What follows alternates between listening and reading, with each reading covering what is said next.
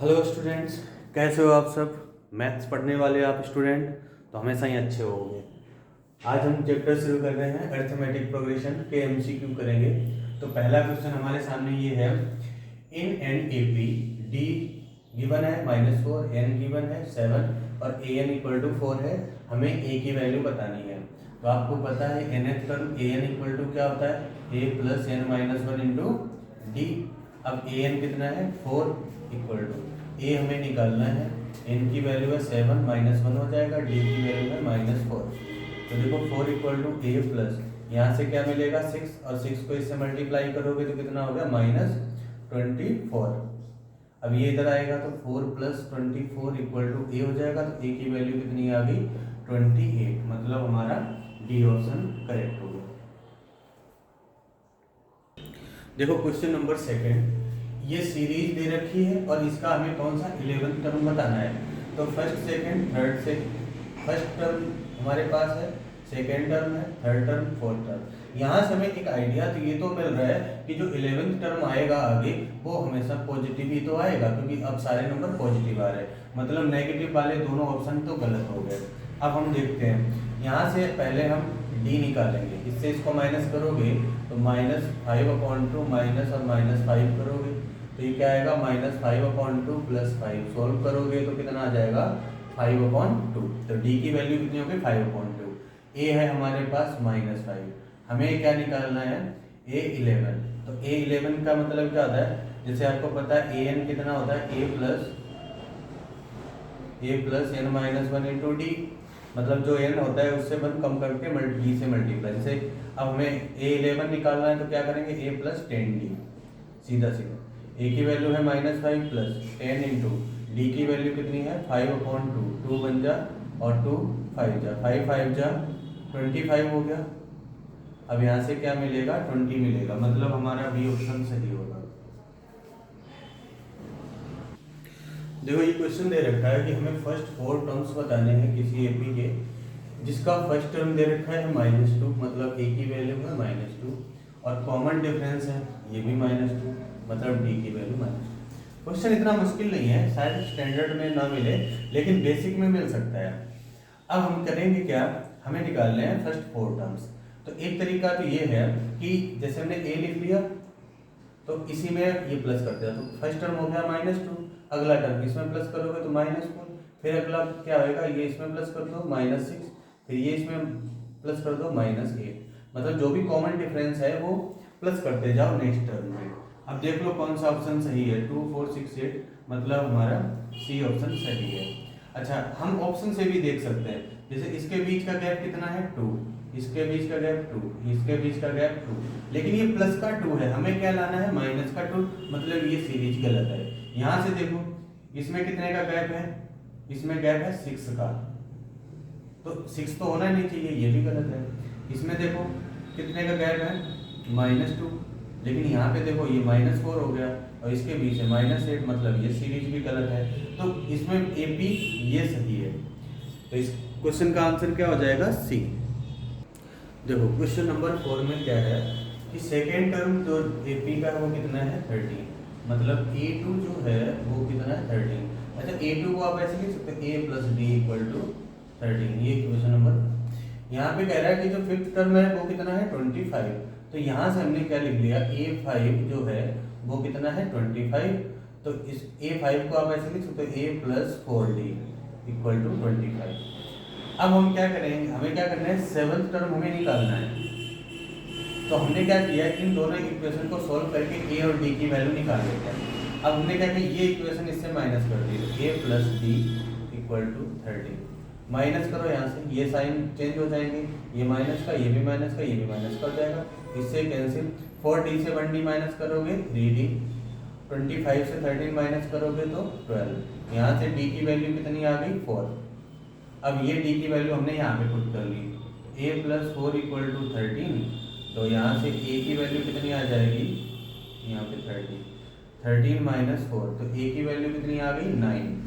अब हमें कौन सा टर्म बताना है, 7th टर्म निकालना है। तो मतलब a7 जो होता है a + 6d के इक्वल हो जाएगा, और a की वैल्यू कितनी है 9 + 6 और d की वैल्यू कितनी है 4। 9 प्लस इनको मल्टीप्लाई करो कितना हो जाएगा 24, प्लस करो इनको तो ये कितना हो गया 33, मतलब सेवंथ टर्म हमारा कितना आ जाएगा 33। देखो इस क्वेश्चन में क्या है कि एक सीरीज दे रखी है और हमसे ये बोला जा रहा है कि कौन सा टर्म 210 होएगा, मतलब an हमारे पास दे रखा है 210। यहाँ से देखो a हो गया 21, d कितना हो जाएगा, इससे इसको माइनस करोगे तो d भी 21 हो जाएगा। तो देखो an की जगह में से लिखते a plus n minus 1 into D equal to 210। a की वैल्यू हमने 21 पुट कर ली, प्लस यहाँ से देखो n माइनस 1 और d की जगह हम क्या रखेंगे 21 इक्वल टू 210। यहाँ से देखो 21 ऐसे हो गया, 21 से इसको multiply 21n minus 21 equal to 210। इस 21 से ये 21 कैंसिल तो n इक्वल टू क्या आ जाएगा 210 और ये 21 से इसको डिवाइड कर दो कितना आ जाएगा 10, तो n की वैल्यू कितनी निकली 10, मतलब इसका जो 10th टर्म होएगा वो कितना हो जाएगा 210। देखो इस क्वेश्चन में d की वैल्यू हमारे पास है, ये है d की वैल्यू, हमें इसकी वैल्यू बतानी है। तो यहाँ से आप समझो कि हम इसको कैसे लिख सकते हैं, a प्लस 17d माइनस इसको कैसे लिख सकते हैं a प्लस 12d, समझ आया होगा।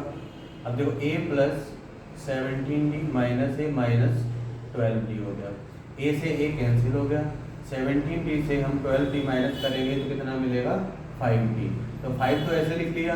अब यहाँ से d की वैल्यू देखो कितनी है 5, पुट कर दो कितना आ गया 25, मतलब सी ऑप्शन हमारा करेक्ट ऑप्शन होगा। देखो इस क्वेश्चन में क्या है, इसमें कह रहा है कि जो कॉमन डिफरेंस है वो दो सीरीज का सेम है और फर्स्ट सीरीज है उसका a, मतलब फर्स्ट टर्म दे रखा है, दूसरी सीरीज का भी हमें फर्स्ट टर्म दे रखा है और हमें इनके फोर्थ टर्म का डिफरेंस बताना है। ऐसी कंडीशन में हम क्या करते हैं, अगर कॉमन डिफरेंस सेम है तो फर्स्ट टर्म के डिफरेंस का भी जो भी आएगा वही फोर्थ टर्म के डिफरेंस आएगा। तो हम क्या करते हैं, हमने इससे इसको माइनस कर दिया, मतलब a माइनस a कर लो आप, तो -1 और माइनस माइनस 8 करोगे तो माइनस का तो 1 और प्लस का कितना हो जाएगा 8, तो कितना मिलेगा 7, मतलब हमारा सी ऑप्शन सही होगा। अगर आप ऐसे पूरा लिख के करना चाहो तो ऐसे कर लो, a4 माइनस ये कैपिटल दूसरी सीरीज को कैपिटल ए से रिप्रेजेंट कर लिया इक्वल टू ये हो जाएगा a प्लस 3d माइनस और ये कितना आ जाएगा a प्लस 3d, क्योंकि d तो दोनों का सेम है, ये आ जाएगा a plus 3d minus a minus 3d, इस 3d से 3d कैंसिल तो a माइनस कैपिटल है, यहीं से तो हमने शुरुआत की थी, बस हमारा आंसर क्या आ जाएगा 7। देखो क्वेश्चन में क्या कह रहा है, 7 टाइम्स द 7th टर्म और 11 टाइम्स द 11th टर्म दोनों इक्वल हैं, तो हमें 18th टर्म बताना है। ऐसी कंडीशन मिल जाए कि इस तरह से क्वेश्चन है, वो 7 times 7th term, 11 time 11th term, 100 time 100th term, कुछ इस तरह की सिचुएशन दे रखी हो और आपसे कोई सा भी टर्म पूछा जाए तो आप डायरेक्ट उसको 0 लगा सकते हो, ठीक है ना। अच्छा इसको करेंगे कैसे वो आप समझ सकते हो।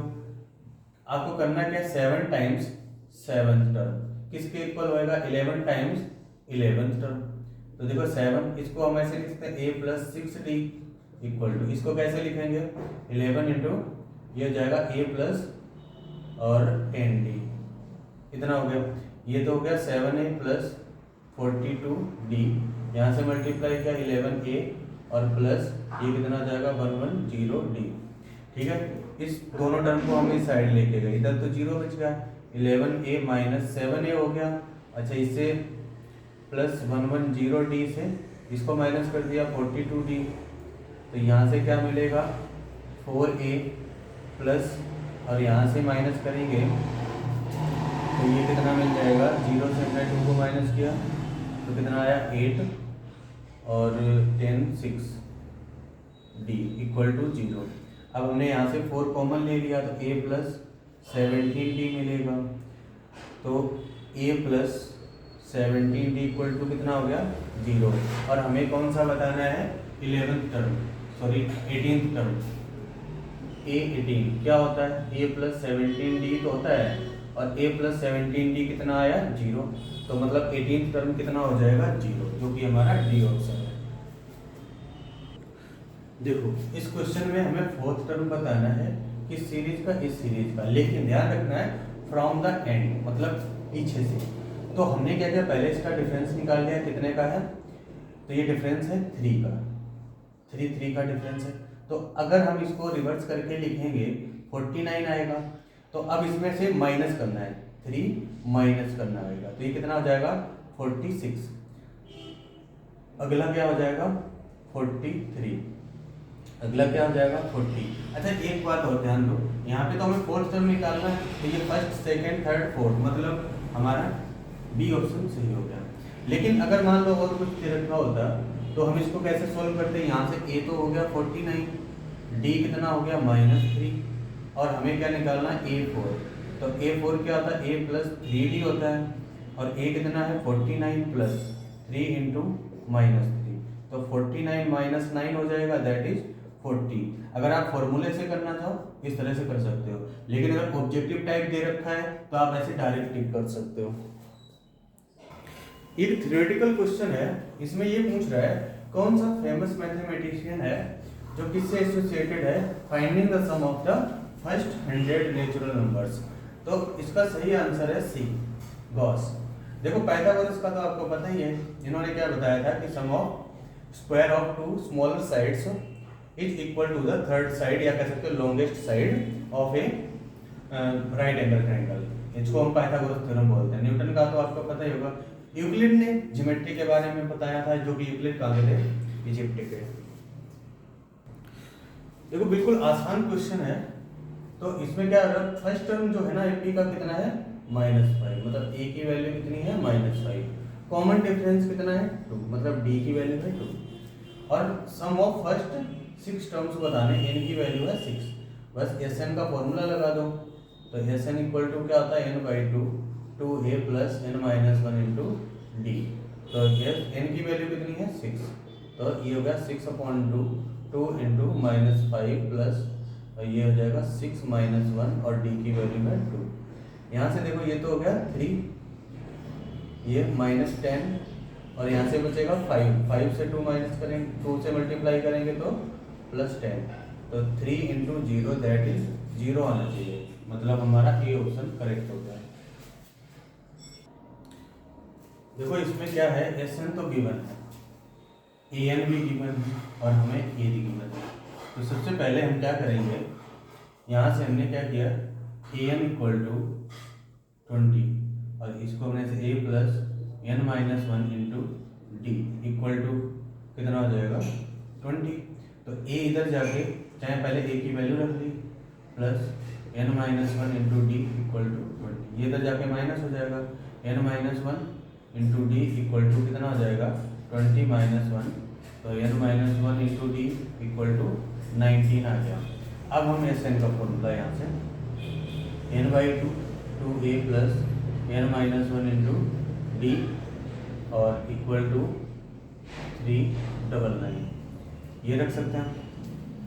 अच्छा यहाँ से हमने क्या किया, n की वैल्यू हमें पता नहीं, और ये 2 इंटू 1 प्लस n माइनस 1 की जगह हमने क्या रख दिया 19 इक्वल टू 399। तो n/2 यहाँ से क्या मिलेगा, 2 + 9 करेंगे तो कितना होगा 21 इक्वल टू 399। तो n की वैल्यू कितनी हो जाएगी 399 मल्टीप्लाई 2 अपॉन 21। अब इसको हम कैंसिल कर लेंगे, तो पहले हमने 7 से किया, तो 7 3 जा, और 7 से 7 5 जा, 7 7 जा, इससे करेंगे 19 पे, 19 2 जा 38, इस तरह से। तो हमारा सी ऑप्शन सही हो जाएगा। अच्छा इसमें एक और फॉर्मूला आप लगा सकते हो, S N equal to n/2 a plus n। अब यहाँ पे देखो, चलो इसको एस एन कितना है 399 इक्वल टू यहाँ से n/2, a कितना है हमारे पास 1 है, और l मतलब है लास्ट टर्म, मतलब ए एन कितना है 20। तो तो यहाँ से आप डायरेक्ट भी कर सकते हो। तो ये कितना हो जाएगा n/2 इंटू 21 इक्वल टू 399। अब ये यहाँ से वही चीज़ आती है, तो आपका सही आंसर क्या होगा सी। देखो क्वेश्चन में क्या है कि सम बताना है फर्स्ट 5 मल्टीपल ऑफ 3। तो देखो एक तो तरीका ये है, समझो आप कि 3 के मल्टीपल का सम चाहिए तो जो सम होगा वो 3 से डिवाइड हो जाना चाहिए। तो ये तो डिवाइड हो रहा है, ये डिवाइड नहीं हो रहा है, ये भी 3 से डिवाइड नहीं हो रहा है, ये भी डिवाइड हो रहा है। अब हमारे पास दो ऑप्शन मिल गए, तो इसका मतलब हमें आगे सॉल्व करना पड़ेगा। तो हम देखते कैसे करेंगे। तो हमने क्या लिख दिया 3, 6, 9, 12 और 15। अगर आप इन सबका प्लस कर लोगे आंसर मिल जाएगा, ठीक है ना। तो ये कितना हो जाएगा 9, 18, 30, 45। कितना आंसर आ गया 45 आपका करेक्ट आंसर आ गया। तो ये कम नंबर थे। अब मैं 5 की जगह मान लेता हूँ कि आपको 100 मल्टीपल चाहिए। उस कंडीशन में इस क्वेश्चन को आपको सॉल्व करने का तरीका क्या है वो आप समझो। जैसे मैंने सीरीज लिख ली 3, 6, 9 इस तरह से, ठीक है। अच्छा इसमें लास्ट टर्म कितना हो गया 15। लास्ट टर्म तो आपको पता चल ही जाएगा। अब n की वैल्यू तो आपको पता है कितनी है 5। अब हम यहाँ से n निकाल लेंगे तो n/2 a प्लस l। तो n की वैल्यू कितनी है 5/2, a कितना है 3 और l कितना है 15। तो 5/2 ये 3 प्लस 15 करोगे तो 18 आएगा। इसको डिवाइड मल्टीप्लाई करेंगे कितना हो गया 45, मतलब ए ऑप्शन सही। तो इस वीडियो का ये लास्ट क्वेश्चन था। आपको वीडियो कैसी लग रही है कमेंट करके ज़रूर बताएं। अगर वीडियो अच्छी लगे तो चैनल को सब्सक्राइब जरूर करें।